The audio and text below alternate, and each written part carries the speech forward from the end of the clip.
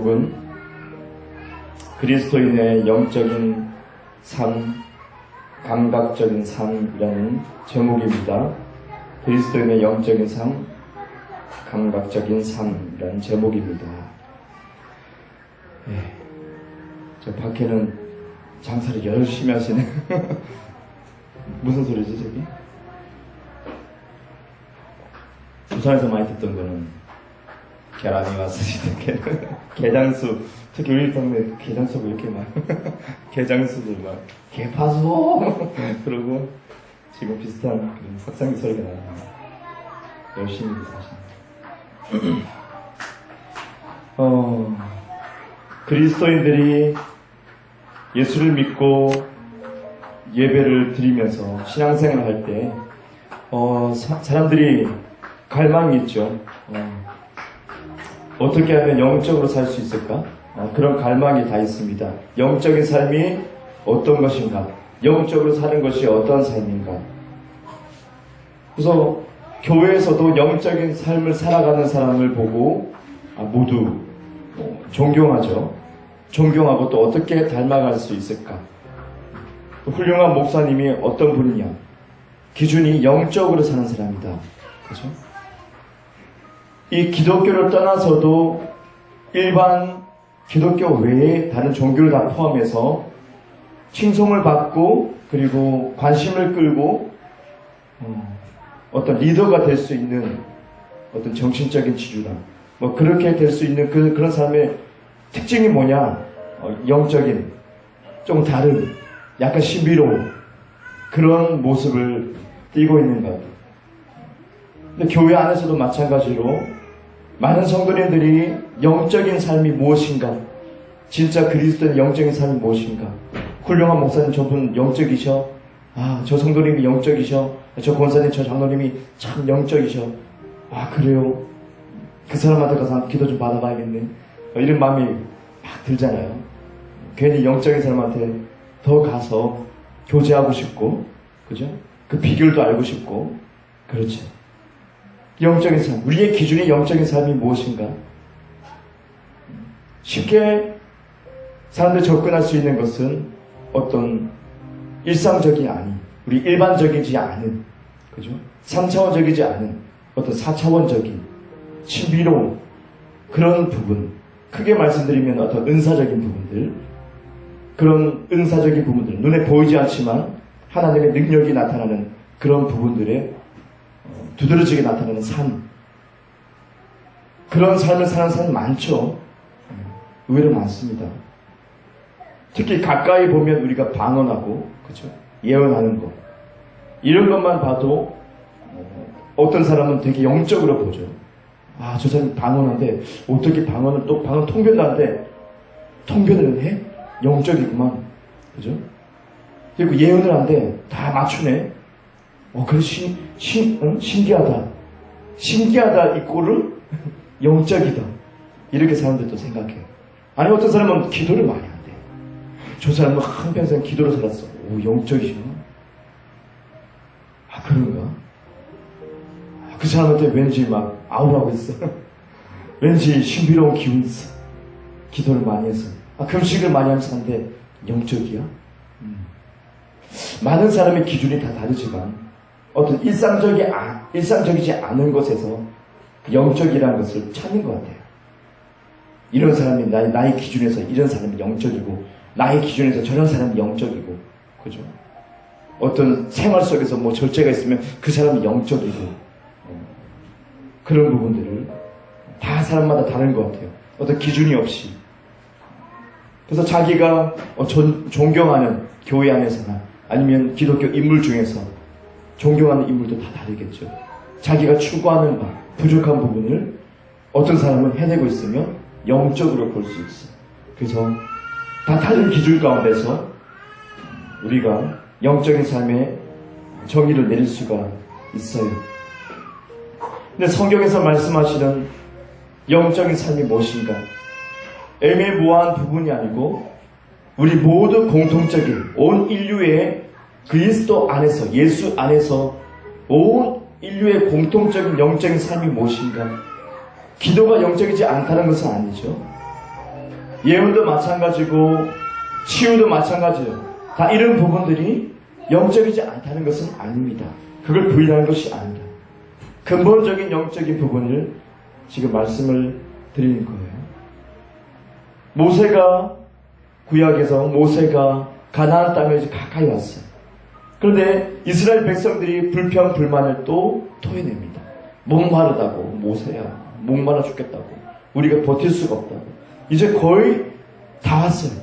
눈에 보이는 상황 속에 약속의 땅, 그 가나안 땅으로 들어가면 되는 거예요. 근데 그 상황 속에서 불평 불만이 또 쏟아질 때 하나님이 말씀합니다. 모세에게 말하죠. 네가 저 반석의 명에서 물을 내라 하고 있어요. 물이 터져 나올 것이다. 알겠습니다. 근데 이 모세는 이 반석을 향해서 지팡이를 가지고 때렸어요. 물이 콱 기적적으로 나타났어요. 그리고 많은 사람이 마실 수가 있었어요. 만족을 누렸습니다. 하지만 그 사건 이후로 모세가 어떻게 됐죠? 바로 가나안 땅에 들어가지 못하게 됐어요.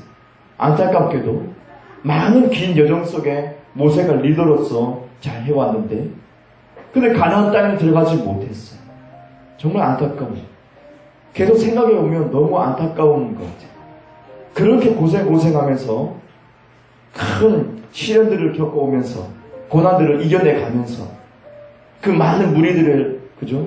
이런 말 저런 말들을 다 소화해내가면서 하나님께 자기 옷을 찢어가면서 기도하고 그들을 위해 중보도 하면서 그죠? 얼마나 신경이 썼을까. 그런데 가나안 땅에는 못 들어가고 하나님이 스톱 멈춰버리겠죠. 하나님 멈춰버리고 생을 마감하게 됐어요. 다음 리더자는 여호수아가 되죠. 생각해보면 아니 이런 실수 어떤 실수했어요? 모세가 하나님은 말했습니다. 저 반석에게 명해라. 말로 선포해라고 했어요. 말을 해야 된다. 말로 선포해라. 그러면 물이 나올 것이다. 그런데 이 모세는 때렸죠. 지팡이를 가지고 그 반석을 쳤다는 거죠. 이전에 했던 행동을 했다는 거죠. 이전에 이 반석을 향해서 치니까 물이 나왔어요. 그런 지식을 가지고 선 지식을 가지고 그 반석을 친 거죠. 근데 이 행동에 있어서 왜 쳤을까? 근본적으로 돌아가 보면 그는 마음이 상했던 거예요. 이스라엘 백성들에게 이제는 다 왔다. 가나안 땅 들어가면 되는 것이다. 조금만 더 가면 된다. 눈에 보이지 않느냐. 이제는 우리의 인내도 다 끝나고 들어가면 된다. 그런 기대감이 부풀어있는데 이스라엘 백성들이 또 불평하니까 이 모세가 이 마음속에 마음이 상함을 받게 되면서 감정적으로 반응했던 거예요. 감정에 의해서 욱하는 감정에 의해서 모세는 하나님의 말씀처럼 명하지 못하고 지팡이로 반석을 내리쳤죠. 하나님은 자비롭고 은혜로우셔서 그래도 물을 내셔서 그 많은 영혼들을 마시겠어요. 그러나 하나님은 그거 하나 실수, 그것 때문에 넘어가지 않아요. 다른 것은 하나님이 다 모세의 편이었어요. 그죠? 그 누이가 막 그래도 그 형이 막 그렇게 공격을 해와도 하나님은 항상 모세의 편이었어요. 모세를 감싸줬어요. 모세를 지지해줬어요. 모세에게 힘을 더해줬어요. 그러나 이 사건은 하나님이 넘어가지 않는 거예요. 왜 그러셨을까? 하나님 왜 넘어가지 않고 그 반성문 명하는 거 그냥 한번 쳤는데 이전에 했던 것처럼 쳤는데 물 나왔잖아. 그럼 된 거 아닌가? 한번 눈 감아주면 되는 거 아닌가? 그냥 용서해주고 아이고 너도 아이고 사람이니까 어쩔 수 없지. 감정이 있으니까 내가 이해한다. 그래 너도 가나안 땅에 가자. 이때까지 많이 봐줬고 내가 너희 편이 됐으니까. 근데 하나님 그렇지 않고 딱 잘라서 넌 여기까지 해라고 했어. 너 여기서 끝날 것이다. 가나안 땅에 못 들어간다. 단호하게 하나님 말씀하시는 거예요. 너무 냉정하신 거 아닌가요? 생각이 들어요. 왜 그러셨을까? 그만큼 이 사건이 중요하다는 거죠. 이전에 어떤 사건보다도, 어떤 갈등보다도 하나님은 단호하게 결정을 내리셨어요. 모세는 거기서 스톱을 할 수밖에 없어요. 갈 수 없어요. 너무 중요한 사항이다. 그래서 우리는 캐치할 수 있죠. 어떤 중요한 사항인가? 바로 이것은 이집트, 애굽에서부터 광야로 빠져나와서 가나안 땅, 약속의 땅으로 들어가는 그 마지막 시점, 중요한 시점, 새로운 문으로 들어가는, 새로운 그 땅으로 들어가는 것, 새로운 땅으로 들어가는 것, 그 직전, 이것은 구약과 신약을 나눠주는 것 같아요. 구약의 시대와 신약의 시대를 나눠주는 것 같아요. 그만큼 중요한 거예요. 구약의 신앙생활, 구약으로 신앙생활, 율법적으로 신앙생활하는 사람과 신약의 복음적으로 신앙생활하는 사람이 너무 다르고, 이 사항은 굉장히 중요하다는 거예요. 율법과 복음의 차이입니다. 율법과 복음의 차이처럼 굉장히 중요한 포인트입니다. 그래서 하나님은 이것을 넘어가지 않으시고, 하나님은 이것을 딱 잘라가지고 말씀하십니다. 하나님은 딱 잘라서, 모세야, 너 이제 못 가게 됐다. 가나안 땅 못 간다. 많은 사건을 겪었지만은 하나님은 딱 자르십니다. 우리는 별로 생각하잖아요.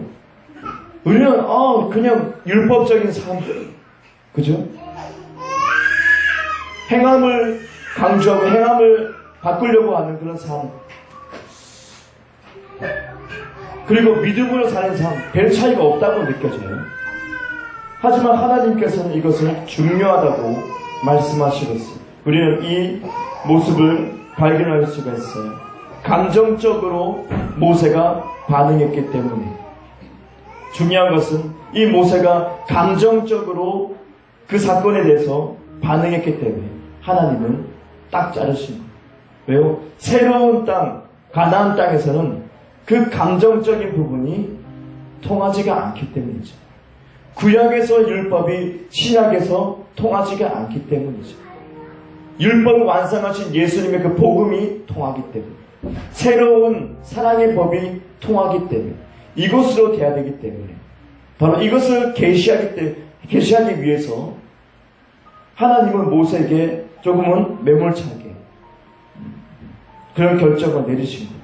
더 이상 감정적으로 반응해서는 안 된다.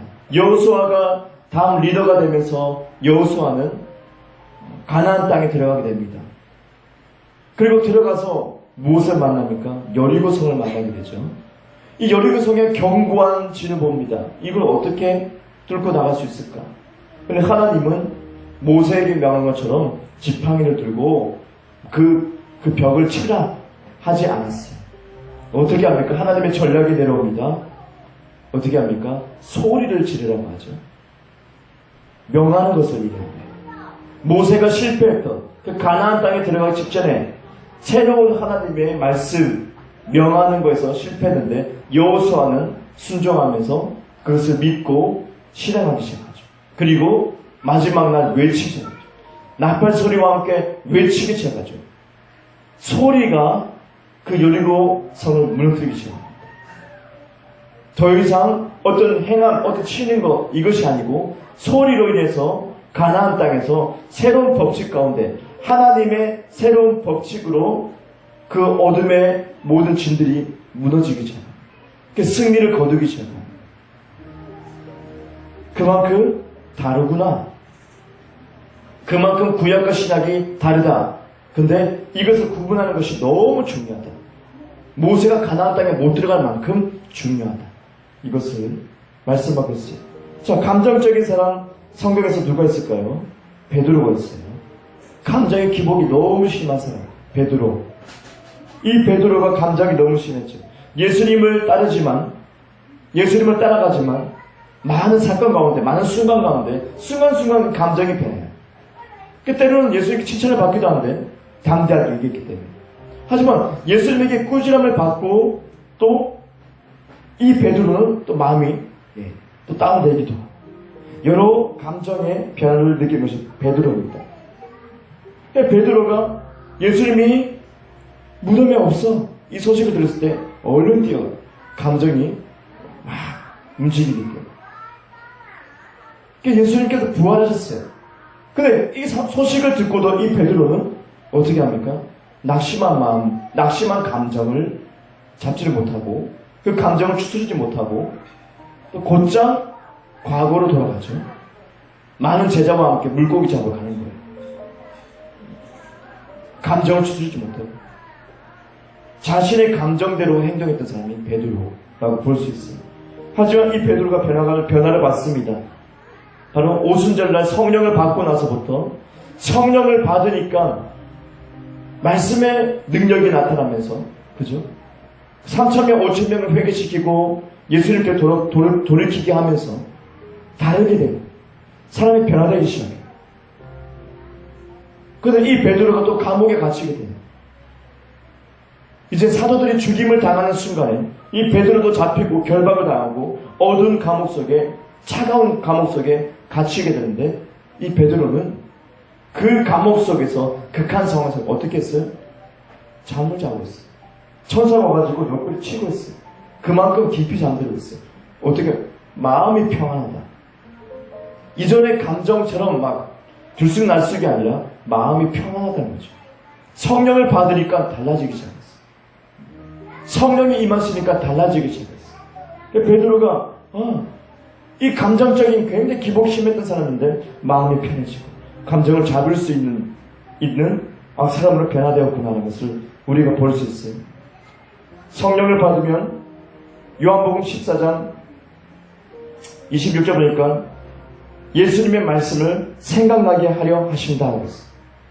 성령이 임하면 예수님이 우리에게 하나님의 그 예수님 말씀을 성령님이 생각나게 하셔요. 가르치시고 생각나게 하신다. 아마 베드로가 성령을 받으니까 지금까지 예수님 말씀하셨던 것들, 가르쳤던 것들, 잘 몰랐던 것들, 감정이 내가 화가 나가지고 있고 막 그러는데 예수님의 가르침 그런 것들이 생각났을 거예요. 곧 예수님의 말씀이 생각났을 거예요.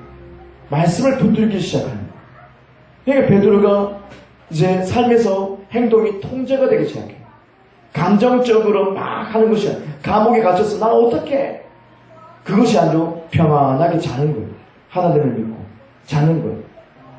그만큼 성령으로부터 말씀이 생각나고 말씀으로 계속 가르침을 받은 것을 우리가 볼 수 있어요. 자, 예수님은 어떠합니까? 하나님의 아들로서 예수님은 이 땅에 오셨어요. 우리가 예수님을 믿으면서 하나님의 아들들이 되었습니다. 여러분, 저와 여러분은 믿음을 통해서 하나님의 아들들이 되었습니다. 하나님의 상속자가 되었습니다.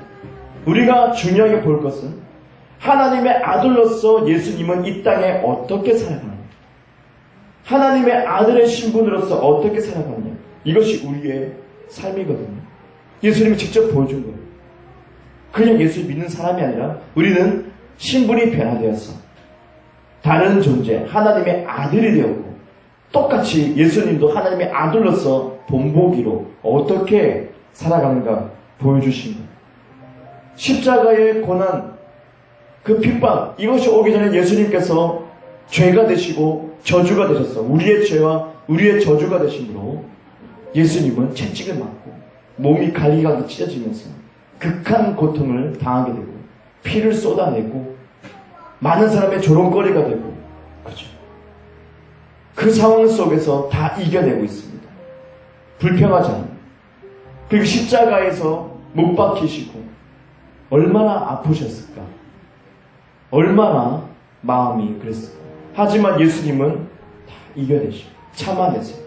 예수님은 신이니까 그러죠. 그렇게 말하죠. 그 사람은 복음을 모르는 사람이죠. 우리도 예수를 믿으면서 동일하게 예수님만큼 하나님의 아들이 되었다는 사실을 우리는 기억해야 돼요. 그 삶을 예수님이 앞서 보여주신 거예요. 그래서 예수님은 그런 극한 상황 속에서 감정적으로 상황을 이끌고 가지 않았어요. 딱 한 번 있죠. 갈등했던 적 있죠. 겟세마네 동산에서. 잡히기 직전에 땀이 피가 되듯이 기도하고 마음을 졸였어요. 그때 감정이 흔들리기 시작해요. 예수님은 인간의 몸을 입고 왔기 때문에 우리와 똑같은 감정을 느껴요. 지금 여러분이 많은 상황 속에 있지만, 여러 가지 상황을 겪었지만 다 예수님이 겪을 수 있는 거예요. 겟세마네 동산에 땀이 핏방울 되듯이 우리는 핏방울 정도는 아니잖아요. 그만큼 고뇌했던 시간, 감정이 흔들렸던 시간, 예수님이 우리가 똑같은 고민하고, 어떻게 하면 좋지? 아버지, 이 잔이 옮겨지면 참 좋겠습니다. 예수님이 갈등했어요. 그때는 감정이 막 끓기 시작해요. 감정적으로. 정말 안 했으면 좋겠는데 누가 하고 싶겠어요? 안 했으면 좋겠는데 정말 빨가벗김을 많은 사람들 앞에 왕으로 왔다는데 누가 그것을 원하겠어요? 막 감정이 막 부글부글 끓습니다. 들쑥날쑥합니다. 하지만 예수님은 곧바로 어떻게 합니까? 이 감정대로 행하지 않았어요. 여전히 자신을 부여잡고 기도하고 있어요. 자신을 부여잡고 기도하고 있어요. 어떻게, 뭐 하려고요? 하나님의 말씀을 선택하려고. 하나님의 말씀을 선택하기 위해서 계속 기도합니다. 자동으로 예수님이니까 다 되는 거 아닙니까? 아니, 똑같은 감정. 우리가 가시에 조금만 찔려도 아프고 박혀있으면 하루 종일 신경 쓰고 온몸이 아픈 것 같아요. 가시 하나가. 그거 똑같이 예수님도 그렇게 느꼈다니까요. 그런 감정, 그런 감각을 가지고 있는 예수님이 얼마나 갈등했을까. 바로 잡힐 타임인데 어떻게 하지? 감정적으로 나갔으면 다 죽여버렸어. 자기 잡아오는 사람 다 죽여버렸어. 그죠? 내가 모르겠다 그랬잖아. 세상을 완전히 멸해버릴 수도 있어. 하지만 자기를 부여잡고 자신을 부여잡고 충분히 멸망시킬 수 있지만 자신을 잡고 하나님의 말씀을 선택해요. 하나님 아버지의 뜻대로 되길 원합니다. 처음부터 들었던 그 아버지의 계획, 구원의 계획, 그 말씀을 붙들기 시작해요. 예수님은 땀이 피가 된 이유는 뭐냐? 말씀을 붙들기 위한 믿음의 선한 싸움이었던 거죠. 우리가 똑같은 감정을 느끼고 있지만 예수님은 땀이 피가 되듯이 말씀을 붙잡고 있는 그 순간이었어요. 어떤 신비로운 능력으로 내가 이겨냈어가 아니고 우리가 느낄 수 있는 모든 고통들과 번뇌를 다 느끼면서 감정적으로 선택하지 않고 감정을 선택하지 않고 하나님 아버지의 말씀을 그 순간에 땀이 피가 되듯이 붙잡았어요. 힘있게 붙잡았어요. 그러므로 그 당하는 모든 고통들 살점이 떨어져 나고 찢기고 뼈가 드러나고 예수님은 계속 말씀을 붙듭니다. 계속 말씀을 붙듭니다. 끝까지 십자가에서 죽으시기까지 계속 말씀을 붙듭니다. 감정적으로 당하지 않습니다. 십자가를 그냥 팍 부셔버리고 그런 그림도 있더라고요. 십자가를 부셔버리는 그림. 예수님 막 알통 나오고 막 팍 부셔버리는 것도 있더라고요. 그렇게 할 수 있잖아요. 다. 하지만 예수님은 안 하죠. 스스로 자기를 버리시고 스스로 자기 능력을 내려놓으시고 감정적인 것이 아니라 말씀을 선택했다. 오늘 본문 말씀은 뭐라고 합니까? 예수님 말씀은 영이요 생명이다. 영이요 생명이다. 예수님 말씀 자체가 뭡니까? 영입니다. 영. 그리고 생명입니다. 우리 이걸 기억해야 돼요. 영적인 삶을 어떻게 살아갑니까? 그죠? 영적인 성도가 되고 싶습니다. 영적인 어떤 목회자가 되고 싶습니다. 영적인 어떤 권사와 장로가 되고 싶습니다. 많은 사람이 칭송을 또 받고, 그죠? 우르르 보고. 그러면 방언도 하고 좀 예언 좀 하고, 사람 좀, 죽은 사람들 살리고, 그러면, 영적이시네. 우리 교회 와서 집회해주세요. 그럽니까? 지금은 그래요. 영적인 것을 오해했기 때문이죠. 진짜 근본적으로 영적인 삶이 뭔지 예수님이 어떻게 나타낸 거예요? 땀이 피가 되듯이 말씀을 힘있게 붙드는 것을 얘기합니다. 예수님 말씀은 곧 영이기 때문에 말씀에서 말씀은 곧 영이요 생명이기 때문에 치유의 능력이 영적인 사람이라고 우리는 말하면 안 됩니다. 우리는 알고 있습니다. 수많은 성령 사역자들이 넘어지는 것을 기적을 일으키고 죽은 자를 일으키고 귀신을 쫓아내고 치유하고 예언하고 방언하고 방언 통변하고 희한한 기적들 많이 일으켜도 그 사람들이 비참하게 넘어지는 것을 우리는 다 목격하고 있어요. 그래서 우리는 의문을 가지죠. 영적인 사람들 왜 그럴까? 거룩한 사람들 왜 그럴까? 능력을 행하는 사람들 왜 그럴까? 이해가 안 되네 라고 생각해요. 우리가 이해가 안 되는 게 아니라 우리가 바른 지식을 가지고 있지 못하기 때문에, 영적인 사람의 기준이 우리는 바로 머리에 각인되지 않았기 때문에, 말씀을 붙들고 말씀을 선택하는 그 사람이 영적인 사람인 것을 우리는 모르고 있기 때문에, 그저 어떤 능력이 나타나면, 성령의 불의 능력이 나타나면 그게 영적인 줄만 알고 있어요. 예수님의 제자들이 말합니다. 예수님, 우리가 귀신을 쫓아냈습니다. 그래, 하늘에서 그 마귀들이 땅으로 떨어지는 거 봤다. 하지만 예수님 뭐라고 말씀합니까? 그걸 가지고 기뻐하지 말라고 합니다. 그걸 가지고 기뻐하지 마. 어떤 능력이 나타났다고 해서 기뻐하지 마. 그것 때문에 호들갑 떨지 마. 죽은 자 살린 거 호들갑 떨지 마. 그냥 기본이 뭐냐? 너의 이름이 하늘에 적힌 거야. 뭡니까? 바뀌었다는 거야. 성령으로 바뀌었다는 거야. 성령의 능력으로 우리가 말씀을 선택할 수 있는 거야. 우리의 신분이 바뀌었다는 거야. 그거 중요하다. 예수님 말씀이에요. 우리의 신분이 바뀌었어요. 우리 예수님처럼 하나님의 아들들이 되었어요. 아들이 되려고 노력하지 마십시오. 그것은 율법주의에 빠지는 거죠. 가증한 짓이고. 아들이 되었다는 것을 믿고 선택하는 거죠. 그때 믿음에 의해서 아들의 마인드가 구축이 되고 여러분의 삶이, 행동이 점점 변화되기 시작합니다. 이게 복음의 놀라운 능력이죠. 그래서 우리는 선택할 수 있는 영적인 존재가 되었어요. 신령한 사람, 영적인 사람, 영적인 삶, 바로 하나님의 말씀을 어떤 상황 가운데서도 선택하는 것. 예수님처럼. 내가 당장 잡힐 거 다 알아. 어떻게 고난받을 거 다 알아. 하지만 말씀을 붙들어요.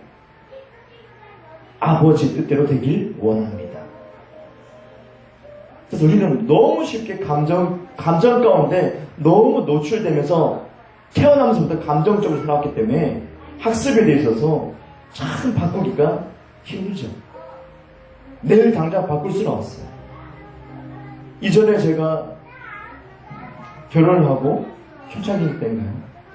신혼 때 그때 어떤 상황이 어떻게 됐어요? 마음이 무거웠거든요. 마음이 확 상했어요. 어떻게 하지? 어둠이 막 제 안에 막 들어오면서 느꼈어요. 얼굴을 필 수가 없는 거예요. 근데 한순간에 주님께서 말씀하시고 알려주신 거 항상 기뻐하라. 쉬지 말고 기도해. 그 기뻐하는 그 말 때문에 제가 기뻐할 수 없잖아요. 감정이 상했는데 기뻐할 수가 없잖아요. 그 사람들은 이 감정이 추스질 때까지 여행을 간다든지, 그죠? 취미생활을 한다든지, 영화 한 편 보고 온다든지, 노래 듣든지, 감정을 만들어서 다시 주님께 나오려고 합니다. 그럼 시간이 있어요.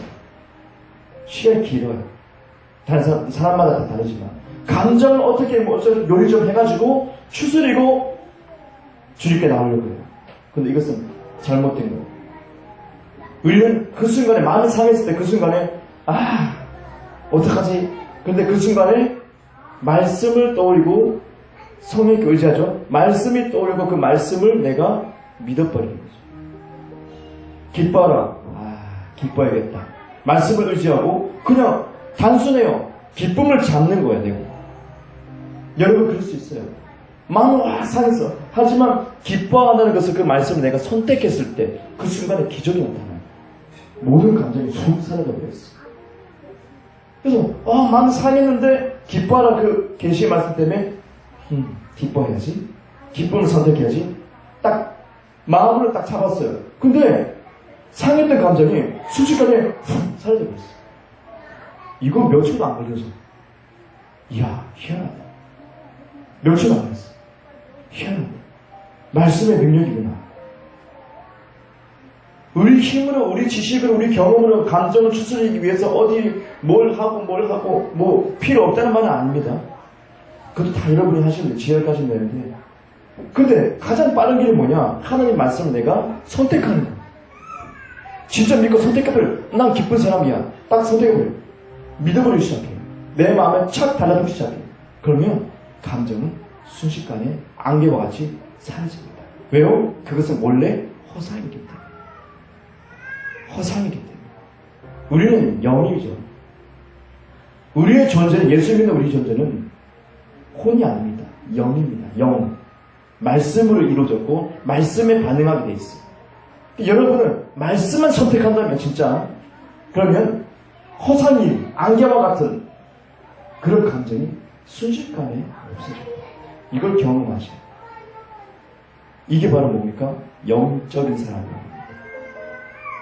말씀을 추구하면서 말씀대로만 생각하고 말씀대로만 말하고 말씀대로만 행동하는 사람. 감정을 뛰어넘고 상황을 뛰어넘고 쉽지는 않습니다. 너무 한평생 학습이 됐기 때문에. 그냥 교회에서도 위로한다고 또 감정을 붙들고 막 그럴 수도 있어요. 그것도 뭐 나쁘지 않지만. 근데 그 감정에서 빠져나오는 게 중요해요. 감정을 공감해주고 아이고 힘들었지. 아이고 고생했다고 막 필요해요.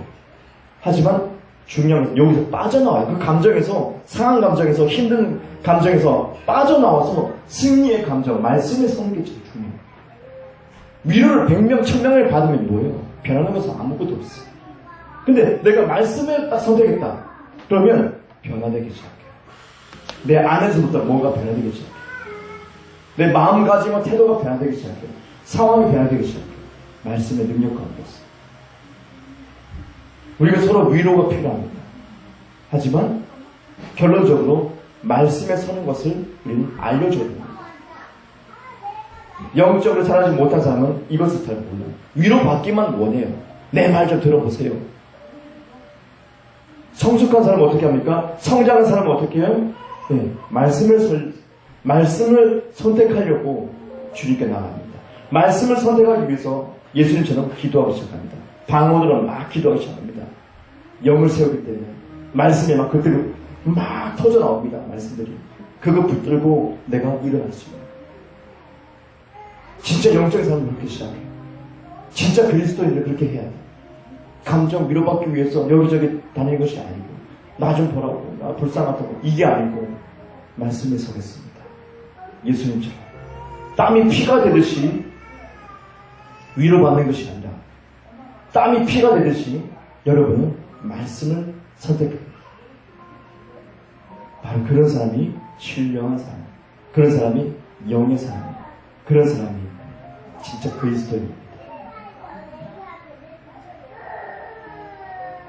이 땅에서는 감정적인 모든 상황 가운데 감정적으로 다 이루어집니다. 여러분은 이제 말씀을 선택하십시오. 저와 여러분은 힘들지만 어려운 거 압니다. 저도 많이 시도하면서 계속 해나갑니다.